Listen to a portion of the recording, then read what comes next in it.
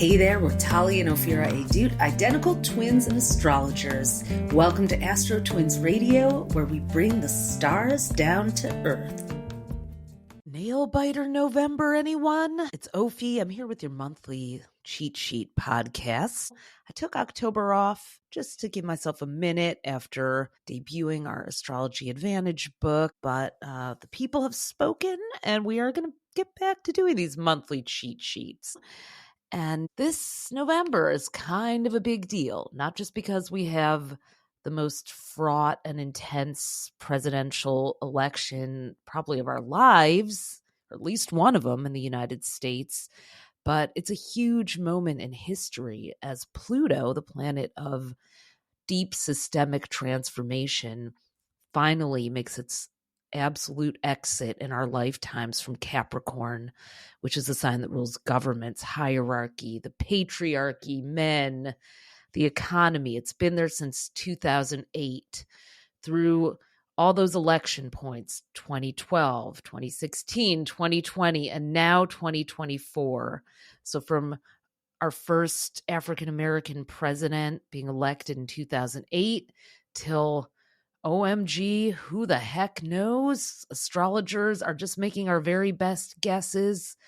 All we know is something's going to happen on November 5th. And I say something that we can't even imagine in the couple weeks following. So we're going to talk about that. We're going to talk about what is going on in the United States of America's chart on election day that is so mind-blowing that it would be happening that day, and how it relates to the 1970s when we had another presidential scandal timed at that very transit. So I'm going to talk about that. We're not just talking politics. We're going to cover the full moon, the new moon, Saturn going out of retrograde, Mercury going into retrograde, getting ready for the holidays, all the personal, professional, political, monthly highlights that this November has, and it has aplenty. So grab your beverage, roll into that Starbucks drive-through, and let's talk November. So it opens with a new moon in Scorpio. We're in the thick of Scorpio season until November 21st. Scorpio is the sign of transformation. It's the low lows and the high highs. Scorpios are making headlines this month, not for the best of reasons. We've got Diddy, who's a Scorpio. And Pluto, by the way, is the ruler of Scorpio. So god of the underworld. When Scorpios are at their enlightened best, they are the eagles, the phoenixes, the hawks, the observers, and the transformers of our culture. But when they are that low, ground-dwelling scorpion, Pluto has no bottom in that underworld. And the things that we're reading about Diddy are the lowest vibration of Scorpio. So during this season, we're going to see those lows and highs. We're going to be called to examine our own shadows. We're going to have loved ones who voted for candidates that we can't stomach thinking about running the free world. And we're going to be seeing a lot of those people over the holidays. So already Scorpio season is pushing us to our edge. I actually went to the public library, one of my favorite places and always has been, to look for a book. I didn't end up getting the book that I wanted, but I found another one on the shelf called Triggers, and it was published in 2019. I'll find the author and put it in the show notes. It's by a psychologist. I'm going to read a little passage. Interestingly, the word trigger comes from a Dutch word that means pull. So if you are going to get triggered and have your chain yank during Scorpio season, well, brace yourself. But yeah, what it said is that when we're reacting, having that unconscious knee-jerk reaction, which Scorpio season is rife with, a minefield of, that we are being bullied by our own unfinished business. I thought that was so true. The messenger of the trigger is often coming from outside of us, and that does not in any way excuse abuse, and this author makes that clear. But if you're being triggered by someone, and you likely will be this Scorpio season, look at what is being activated in you. See if you can get down to the core. Oh, this is reminding me of that very old incident where I felt powerless. Scorpio is a sign of power. So the November 1st, we have a Scorpio new moon. So happy Halloween, guys. Dia de los Muertos and Scorpio new moon. Kind of perfect, kind of on brand. I was also thinking about how bizarre it is in these times that there's a holiday that's organized around, yes, costumes, candy, alter egos, but also around fear, around scaring people. It's taking on a new context given how frightening the behaviors that are being drawn out of people. And I'm talking about all people. The whole idea of sides in humanity. It's just, maybe it's my Sagittarius nature, and I will take a number and wait in line because Sagittarius season starts November 21st. So I won't pull up on the soapbox fully until then, but we are so busy obsessing over sides here in the United States and in the world that we forget that, we're all sharing this planet. So the more we divide ourselves, the more we forget something that won't be forgotten by the earth, which is that we're all living here and we all have a shared responsibility to, make sure that this planet keeps on spinning. So the Scorpio new moon is forming a trine. It's called, it's a 120-degree angle of harmony. The planets form mathematical angles and talk to each other all the time. So the new moon, which is a new beginning, in transformational Scorpio, is inviting us to look into the shadows and elevate above them. And this helpful supportive angle from Saturn is the adult in the room. It's not the party planet. It's not fun. It's a little uptight, a little stuffy, but if it was a person, Saturn would be, the school principal that's, loving but firm. And so Saturn is inviting us to really look into those shadows and go, how can I be the voice of reason, calm? How can I not get thrown off by the things that are triggering me as November begins? It's like these planets knew what was going to happen, right? So that's how we start. And then on November 3rd, Mars, which is a planet of anger, fighting, the warrior, but also drive, ambition, and energy. So since September 4th, Beyonce's birthday, Mars has been in Cancer, which is a sign of women. And we have definitely seen women's justified outrage with what's happening with reproductive rights. We see a strong female leader running for president with Kamala Harris. So on November 3rd, Mars is going to leave Cancer and move into Leo until January 6th, which is very dramatic and bold. But Mars is going retrograde. Happens every 2 years from December 6th to February 23rd. And that means it's going to toggle back into Cancer and then go back into Leo again. So it's going back and forth between Cancer and Leo from November 3rd until June 17th of 2025. So we're going to have 6 months of this, more than 6 months, 7 of Mars and Cancer and Leo and the retrogrades. So right before Mars exits Cancer on November 3rd, it's going to oppose Pluto.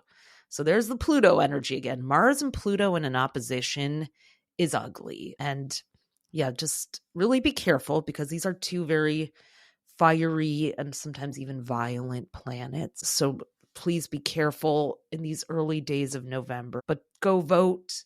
By all means, go vote. So Mars goes into Leo November 3rd. And until December 6th, hopefully that will also get our attention on Leo things like celebration, decorating for the holidays, festivities, getting things out in the open. We may have to have a few tough conversations before we get on a plane, train, or in an automobile and go sit around the table with somebody. So Mars and Leo will help us find our voices, at least until December 6th. when it goes retrograde. And we have Mercury going retrograde November 25th to December 15th in Sagittarius, which is the outspoken sign. So get those tough conversations out of the way in the first half of the month if you can. Oh boy, I'm going to have to recommend some other psychologists' podcasts for you to listen to for tips. But that book Triggers is definitely one that I am reading with extra care myself to make sure I don't get triggered whenever possible. So let's talk about Election Day and this fascinating phenomenon that's happening. Those of you who read our annual horoscope books, and by the way, 2025 is on sale. Link is in the show notes. So if you want yours by the holidays, grab it now, because first come, first serve, and they will sell out. But in those books, we do what's called mundane astrology, which is a forecast for the world. We have a really big trend report again in the 2025 one. So we have been covering the United States chart for the last few years. Well, on November 5th, the USA is having its exact Chiron return, which means Chiron will be at the exact same sign and degree, 20 degrees Aries, that it was when the USA was founded in 1776.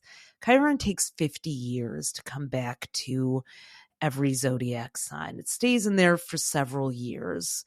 It weaves back and forth between degrees of the sign, but Chiron will be at 20 degrees Aries on November 5th. And Chiron is the wounded healer comet. It's kind of your spiritual report card. It will show, a Chiron return will say, how much of your karmic healing work have you done? It exposes the wound, the collective wound, the karmic wound that needs to be addressed. So all the finger pointing and nail biting and fear and the super close race really does align with the idea of a Chiron return. It's like, the Madison Square Garden MAGA rally and the racist rhetoric that was spewed. We've all read about that. Is a perfect messenger poster child for what the Chiron return in Aries, which the lowest vibe of Aries, ruled by Mars, is that just trash talking, low brow, kind of thuggish energy of like, making jokes, racist jokes that, I haven't heard the likes of since the 1980s. That was an example of what a Chiron return looks like in Aries. Like, what are we using our voices and our anger for? People feel disenfranchised and angry, but where is that being directed? Is it being used in a Chironic way for healing, or are we inflicting that anger on others and on the world and deepening the wound? Are we acting like we're giving people an outlet for their anger? And this goes for everyone, not just people in a MAGA rally, on all quote unquote sides. How are we using our anger? Is it actually healing the wound, or is it causing it to fester and deepen even more? And that's a question we all are being called to ask ourselves, especially in the United States, at this nation's Chiron return, which is happening now, but exactly on November 5th. Now let's page back through history. When was Chiron last at 20 degrees and the surrounding degrees Aries? Well, that was in 1973 and 1974. And guess what was happening then? Richard Nixon's Watergate scandal. So the exact date, interesting, was April 8th, 1974. This April 8th of 2024, 50 years later, we had an eclipse, a total solar eclipse in Aries. And Nixon's resignation was on 8/8/1974, the Lion's Gate day, the day that we look at Sirius aligning with the sun. So, but 1973 and 1974 were when we had a president who has been most compared to Donald Trump. Doesn't mean that he's winning. And please, your intentions in manifesting, it ain't over till it's over. Okay, I just want to pause and say that for those of you who are like, but who's going to win? And are hoping that astrology can show us. We were hoping that astrology would show us too. Instead, what astrology is showing us in 2024, which we've named the year of the Transcendent Leader, that was our theme for the year, is that we all have to transcend this stuck 3D energy, this illusion of fear and hate and scarcity and destruction that we're all stuck in, and rise above it or transcend it in some way to see something else. I think it was my Kabbalah teacher who said that you can't solve a problem at the level that it was created. So Chiron is the rainbow bridge. We've got to walk across that multi-hued rainbow bridge here and go, I can't solve this divided world in the divided world, because it's too ugly. It's a swamp. How can I helicopter lift myself out of the swamp and see what else there is? What else is out there besides that? So that's what this Chiron return is telling us. We also have on election day Jupiter, which is the big picture perspective, the philosophical planet, the planet of possibility and hope, is going to be exactly conjunct Mars, the planet of anger and drive and action in the United States chart. It's going to be in Gemini, and Gemini is communication. Gemini is that duality. So having this election while Jupiter is in dualistic Gemini, which happens to be the north node of both Donald Trump and Kamala Harris. And interestingly, the energy of Gemini is very prominent in this year's election. No surprise that we're feeling so divided. That's November 5th. Please vote, cast your ballot, cast your voice, cast your choice, and set your intentions. Get your altars ready. Believe in that possibility. It does not matter what it looks like on the outside. It ain't over till it's over. So it's the closest race ever. And while I can't make a solid prediction about that day, I do predict, and we predicted in the book, that there would be some kind of AI or other meddling. We're already seeing a ballot box being lit on fire. So I'm not quite sure how it's going to manifest, but knowing that Pluto's going into Aquarius November 19th, there's something that I think we don't know that's going to happen. No matter who gets called as the winner, something may happen that messes with that. Something unprecedented is ahead. Pluto's moving to Aquarius for 20 years, which I'm going to get to in a minute. It's got its own agenda. I have to believe this is all playing out this way for a reason, if only to make us look at ourselves. So, okay. Onward from politics for a moment. Sorry, the planetary is political, and it really is in November.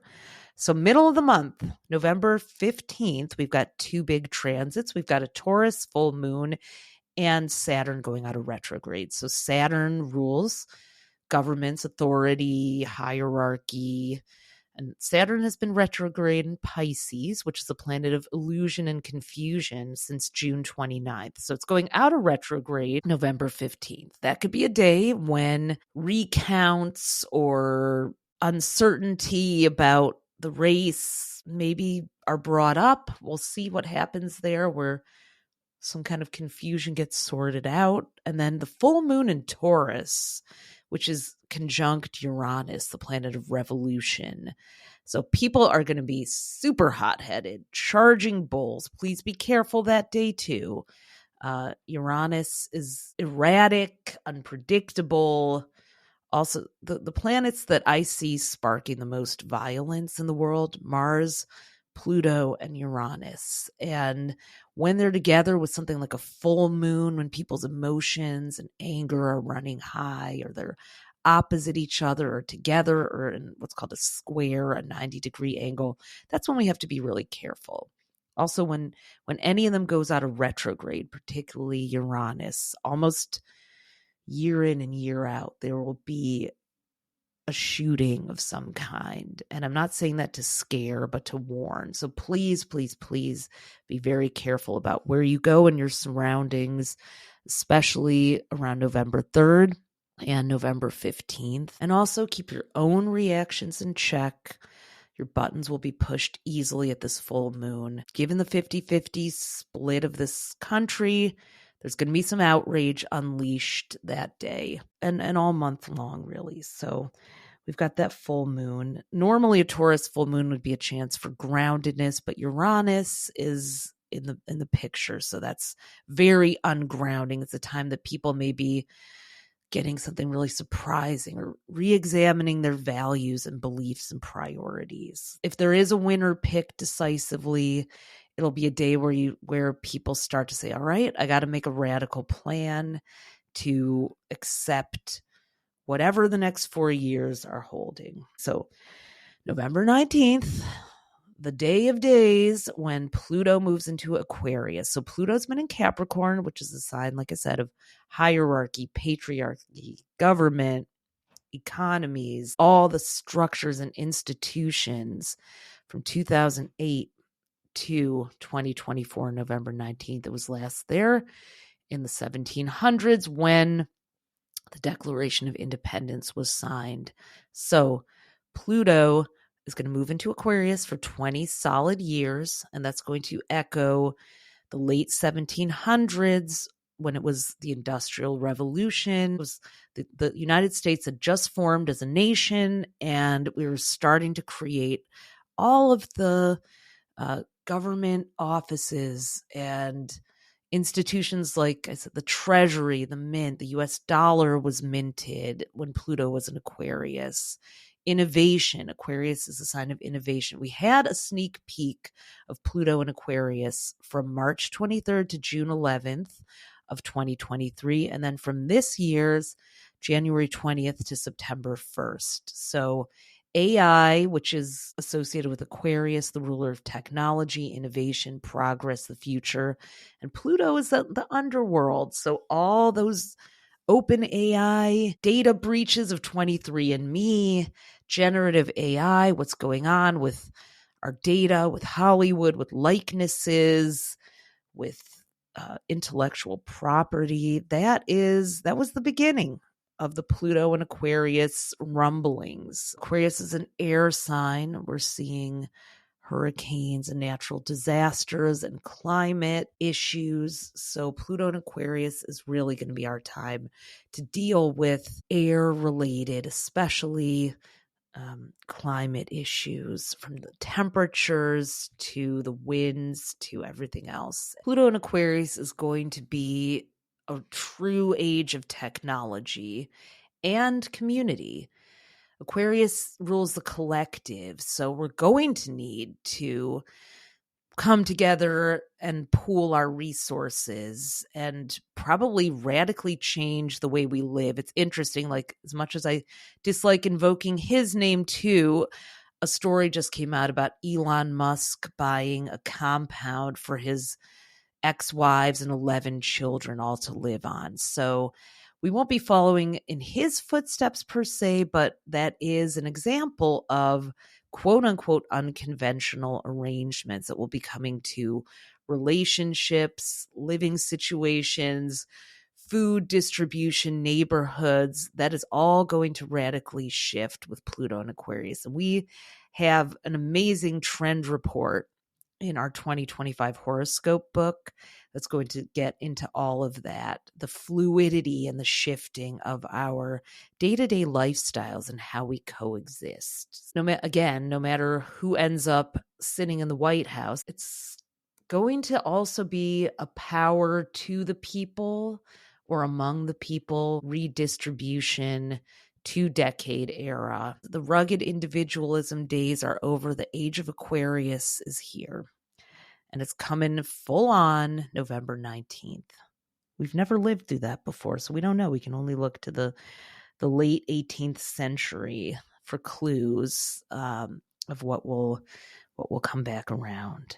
That's a big moment, but 2 days later, November 21st, Sagittarius season begins. Super excited as a December 2nd Sag, but womp womp, Mercury, the planet of communication, technology, and travel, is going to go retrograde from November 25th to December 15th in Sagittarius. So Thanksgiving falls right in there on November 28th. So, and Black Friday. So all the cybersecurity and, if you're shopping online, which you will be, just make sure that you really are strengthening your passwords and shopping on secure sites. Sagittarius does not hold back its opinion and feelings, so we also really are going to have to be careful around those Thanksgiving tables if we go home or have people in our homes. Ground rules should be instated, but it's going to be tough to keep them in place post-election. So I'm having ghosts of 2016 Thanksgivings past. Gosh. I don't know. You might need to have a single issue turkey day and just hang out a month later or something with your family. Thank God Hanukkah is late this year because we're going to need to simmer down some of the people in the family, no doubt. But I wish I could give you a prescription for that one, but we're going to turn that over to the coaches and therapists, I'd say. So that's the highlights of November.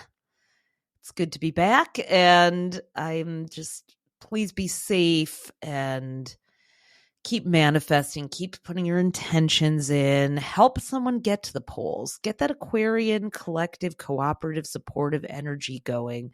If you have someone that is, I had a young person who just didn't really know how to register to vote, or just kind of was confused, even though they can find out how to get Grubhub in 25 seconds or less.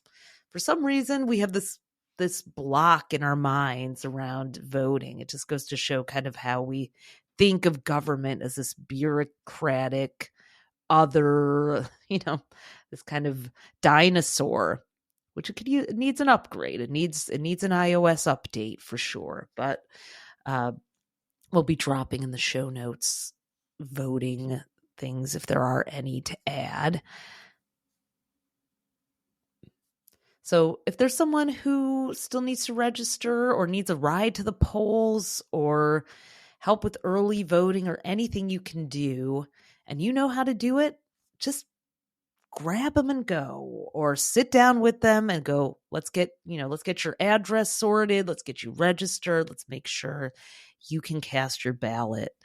And I will be setting up my crystals and altar and Scorpio new moon intention setting.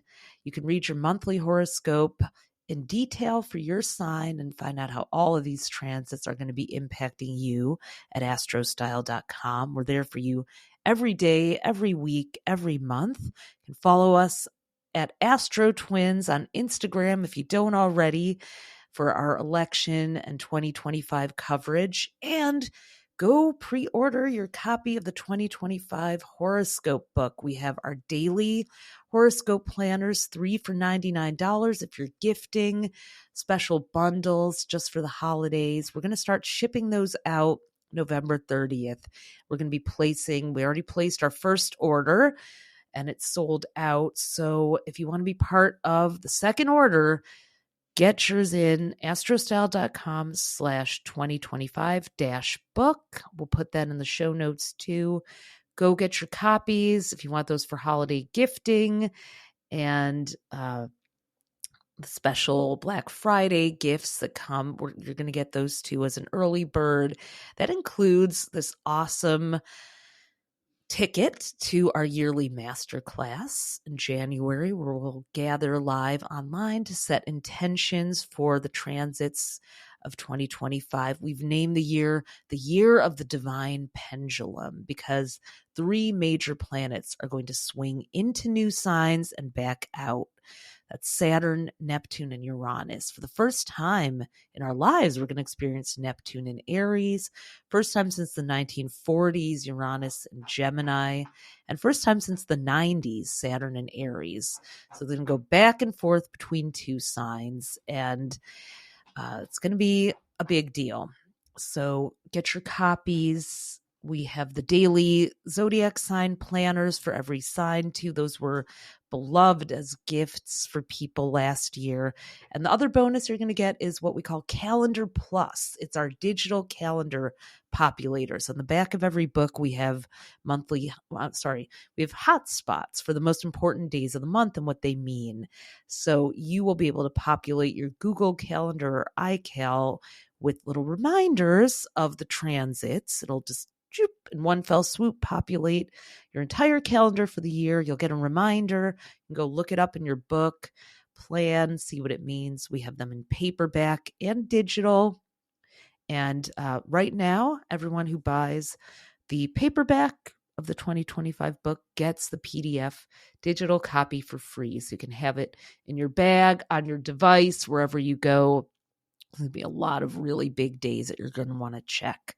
So that is all for November. We will see you in your inbox, on Instagram, on astrostyle.com, and hopefully at the ballot box too. Have a good November.